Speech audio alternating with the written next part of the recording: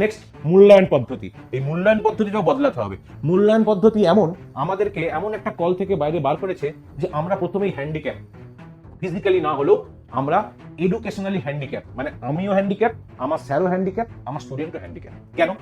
তার কারণটা হচ্ছে আমরা এমন একটা মূল্যায়ন পদ্ধতির মধ্যে দিয়ে গেছি যে তুমি মুখস্থ করলে বেশি নাম্বার পাবে। তো আমি মুখস্থ করেছি, বোঝার চেষ্টা করিনি, আমি দাগ মেরেছি, স্যার সাজেশন দিয়েছে, আমি মুখস্থ করেছি, ফলে আমি উড়ে দিয়েছি, লোকে আমাকে ভালো নাম্বার পেলে ভালো ছেলে বলেছে, খারাপ নাম্বার পেলে খারাপ ছেলে বলেছে। আলটিমেটলি আমাকে যে শিক্ষা দেওয়ার যে উদ্দেশ্য ছিল সমাজের উন্নতি, তার বিন্দু মাত্র আমি ঘটাতে পারিনি। মানে আমার পেছনে যে টাকাটা সরকারের নষ্ট হয়েছে বা আমার পরিবারের নষ্ট হয়েছে সেটা বেকার। তার কারণটা হচ্ছে আমি মুখস্থ করেছি, মুখস্থ করে উড়ে দিয়েছি, জাস্ট কিছুই শিখিনি আমি।